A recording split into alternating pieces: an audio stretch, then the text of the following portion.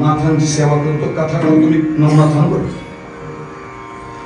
आता आपल्याकडे भारतामध्ये सप्तपुरी आहेत, त्याच्यातली एक पुरी जगन्नाथपुरी, आणि या जगन्नाथपुरीच्या जवळ कनकगिरी नावाची एक नगरी आहे. आणि या नगरीतनं एक दिवस नारदांची स्वारी भ्रमण करत करत नारद तसे जात नाही. श्रीमान नारायण नारायण नारायण, श्रीमान नारायण नारायण नारायण. त्या नारदांच्या समोर त्या कनकगिरीत एक महिला आली आणि आल्यानंतर नारदांच्या चरणावर दंडवत घातलं. श्री संताची माता चरणावरी. मग त्या ठिकाणी दंडवत घातलं. नारदजी मी देवपूजा करते, बर. तुळशीला पाणी घालते, म्हणजे बरं. विष्णू सहस्रनाम जप करते, म्हणजे बरं. सोमवार एकादशी व्रत वगैरे करते, तरी सुद्धा नारदजी मी एवढं करून सुद्धा मला संतती का होत नाही, माझं दुःख आहे. तुम्ही कुठून आलात? मला पाताळ करून चाललात कुठं? वैकुंठात.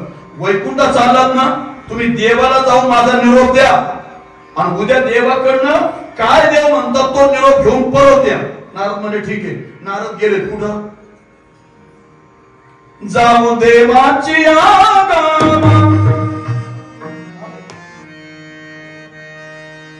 आल्याबरोबर स्वागत केलं देवाने. नारदजी नवीन जुनं काय? म्हणजे नवीन जुनं आहे म्हणून चाललंय. पहिले 35 भरायचे आणि परत 2 लाख काढायचे.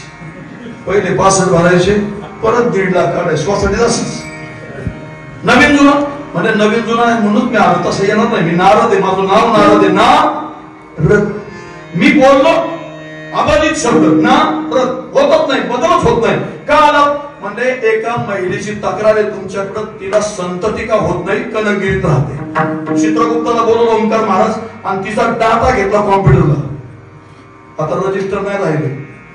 21व शतक कीर्तनकारांनी सुद्धा तुला आधुनिक सांगितलं पाहिजे. डाटा घेतला आणि चित्रगुप्ताने सांगितलं, नारदजी ज्या महिलेचं तुम्ही वर्णन करता तिला या जन्मात होणार नाही, आणि इथून पुढं आणखीन 6 जन्मात तिला मुलगा होणार नाही. नारदाने विचारलं का बरं? म्हणजे ऐका, ज्या स्त्रीचं तुम्ही वर्णन केलं तिचा जो डाटा मी कॉम्प्युटरला घेतलाय, तिला न होण्याचं कारण एक आहे, जेव्हा हिला मुलं बाळ होती तर बारशाला जर हिच्या घरी कोणी आलं तर ती एखाद्या स्त्रीला मुलबाळ नाही ना, तर ती म्हणायची वांजुटे माझ्या लेकरावरती पाहण्यातल्या तुझी सावली पडू देऊ नको. एखादी नवीन सून आली आणि 5 सुवासिनीला बोलवलं तर ती सांगायचं माझ्या सुनेवरती सावली पडू देऊ नको. अनेक स्त्रियांचे अंतःकरण हिने दुखवले पूर्वजन्मामध्ये, आणि त्याचा परिणाम काय? त्यांच्या अंतःकरणातली हाय तळतळ हिला लागली. हिला या जन्मात होणार नाही, आणि इथून पुढे परत मृत्यू लोकात 6 वेळा ती स्त्री म्हणून जन्माला आली तरी सुद्धा हिला मुलगा होणार नाही. हे चित्रगुप्ताने सांगितलेलं तंतोतंत तिच्या जवळ सांगितलं. नारद निघून गेले. 9 वाजले. त्या नगरीमध्ये काही आमच्या नवनाथांपैकी कर भजन नारायण जे आहे म्हणजे गहिनीनाथ, त्या नाथांचं आगमन झालं. अलक निरंजन अलक निरंजन आदेश बोलो अलक निरंजन निरंजन अलक निरंजन बोलो अलक निरंजन अलक निरंजन अलक निरंजन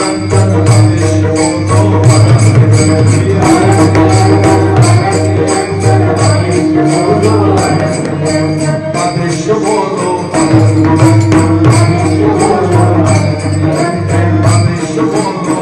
निरंजन आदेश बोलो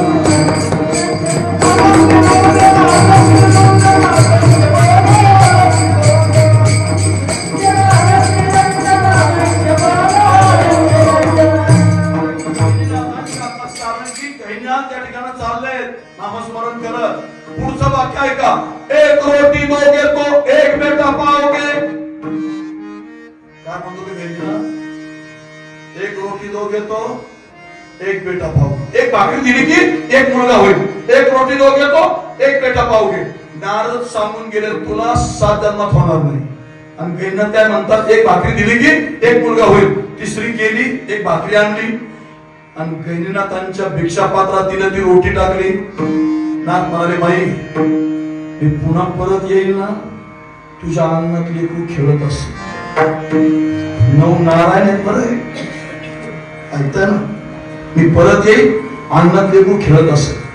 नारद निघून गेल्यानंतर महाराज मंडळी त्या स्त्रीला गर्भधारणा झाली. तिला झाला मुलगा झाला 5 वर्षाचा. 9:05 झाल्यामुळं डायरेक्ट 5 वर्षाचा. आम्हाला करता येतो, चित्रपट दाखवत त्या नवल आम्ही करू शकतो. 5 वर्षाचं लेकरू, आणि ते लेकरू खेळतय अंगणात. आणि नारदांची स्वारी परत आली, घराजवळ आले, पाहतात लेकरू खेळतय. नारदांना वाटलं शेजारणीचं असेल, त्या घराजवळ गेले. माई, तिसरी आली, कुणाचा मुलगा आहे? माझा. तुझा? चित्रगुप्तानी देवानी मला सांगितलं, मी तुला निरोप देऊन गेलो, तुला 7 जन्मात होणार नाही. तू म्हणते माझा? नारदची छाती ठोकून सांगते माझा आहे. नारद म्हणले, देवाचं बी काय खरंय बोला, कोणाला मतदान करावं कोण करा प्रश्न. देवाचं बी काय खरं, राजकारणात जायचं नाही. काय पडलंय तिकडं, जे लोक आमचे लोक. तुझं म्हणजे माझं आहे. नारदाची तळपायची मस्तकाला नारद आले वैकुंठात, भगवंताचं भोजन चाललंय. नारदजी बोलताना या, देवाच बोलतांच्या बाजूला राहू द्या. मला तुम्हाला प्रश्न विचारला तर तुम्ही चित्रगुप्तांनी त्या कनगिरी नगरीतल्या त्या महिलेला सांगितलं मुलबाळ होणार नाही, आणि तिच्या अंगणात 5 वर्षाचं लेकरू कसं काय? आता नेमकं महाराज मंडळी त्या दिवशी लक्ष्मीकडनं भाजी बनवताना थोडी चूक झाली, भाजी बेचव झाली. नारद म्हणले, देव म्हणले, बघा नारदा, आज लक्ष्मीकडनं भाजी काय नीटनेटकी झाली नाही. तिला मुलगा का झाला मी नंतर सांगत. मला आता तोंडी लावायला जशी काय वाळायची चटणी, जसं मिरची आणि लसूण, तसं मोठी माणसं असतात, थोडी लहरी असतात. म्हणले नारदजी, मला जिवंत माणसाचं काळीच घेऊन या. काय सांगितलं? आणि पटकनी माझं भोजन होण्याच्या अगोदर नारद तिथून निघाले, आले का गणपतीच्या मंदिरामध्ये. तू सुख करता, तू दुःख हारता, तूच करता आणि करविता, मोरया मोरया मंगल मूर्ती मोरया.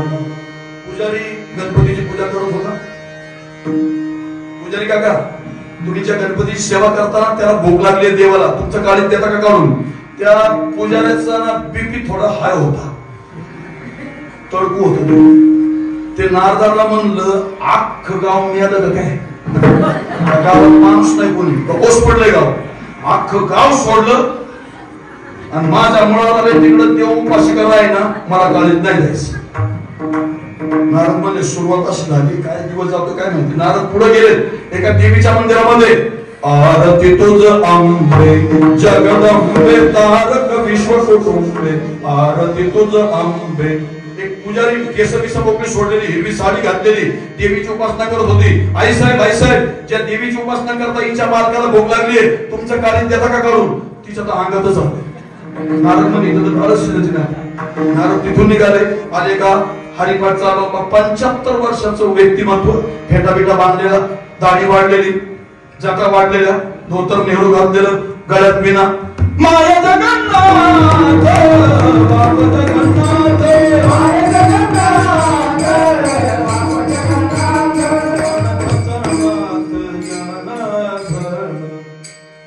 नारद आले 2 ठिकाणी नाही म्हणलं. पिनेकरी बुवा, किती वर्ष हरिपाठ करता? म्हणजे 50 वर्ष झाले. 75 वय माझं. तुम्ही ज्याचा हरिपाठ करता त्या देवाला भूक लागली, तुमचं काळीत देता का काढून?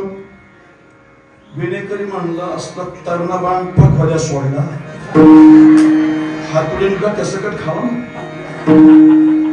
पखवाद्या सोडले, एवढी तरणी बाण गाणारी सोडले, एवढे बाळ गोपाळ सोडले. माझ्या डंगऱ्याचं काळीच तिकडं देव उपाशी करणार, मला द्यायचं काळीच. नारद तिथून निघाले, पुढे गेले आणि एका गुहेमध्ये, त्या कनगिरीच्या गुहेमध्ये आवाज येत होता, अलक निरंजन, अलक निरंजन, आदेश बोलो अलक निरंजन. तिथं महाराज गहिनीला बसले. नारद आत गेले. ना ज्या देवाचं नामस्मरण करताना त्याला भूक लागली, काळीत देता का काढून? महाराज मंडळी, आमच्या नाथपंथामध्ये 9 काड्याचा चिमटा वापरतात. असा चिमटा घेतला गहिनीनाथाने, आपली डावी बाजू खसखनी मारला, फिरवलं आणि काळीच काढून नारदांच्या. असं काळीत घेत नाही. गहिनीनाथांचं काळीत असं थरथर थरथर उडत होत. आले 6 वाजले होते तोपर्यंत. गेले किती वाजता? सकाळी 10:30. किती वाजले? 6. देवा देवा काळीज म्हणजे नारदजी चहा बिस्किट झालेत आत्ताच. 6 वाजले. मी बसलो होतो भोजनाला सकाळी. तुम्हाला मी काळीज मागितलं. तुम्ही गेलात गणपतीच्या मंदिरात, SMS आहे मला. तुम्ही गेला देवीच्या मंदिरात, मिस कॉल आहे मला. तुम्ही गेला पांडुरंगाच्या मंदिरात, टेक्स्ट मेसेज मला. तुम्हाला मला नारदजी विचारायचंय, जेव्हा मी काळीज मागितलं तर तुमच्या डाव्या बाजूला काळीज होतं का? होतं ना? मग इथं काळीज असताना गणपतीचं मंदिर, देवीचं मंदिर, पांडुरंगाच्या मंदिरात जाण्याची गरज काय? तुम्ही गेला कुठं? नाथांकडं. माझं नाव सांगितल्यानंतर त्यांनी आपल्या जीवाची पर्वा न करता असा चिमटा उचलला, खसखली घातला आणि काळीज काढून तुमच्या हातात दिला. ऐका, तुम्ही मला सकाळी विचारलं होतं त्या कनकगिरी नगरीतल्या महिलेला 5 वर्षाचं लेकरू कसं? नारदजी माझं नाव सांगितल्यानंतर आपल्या जीवाची पर्वा न करता त्यांच्या चित्तामध्ये मनामध्ये माझं अखंड नामस्मरण करणाऱ्याच्या शब्दाला मी मळ लागू देत नाही, म्हणून तिच्या अंगात 5 वर्षाचं लेकरू. मने चिंता वा श्रीदत्त अंतर्बाह्य पूर्ण भरी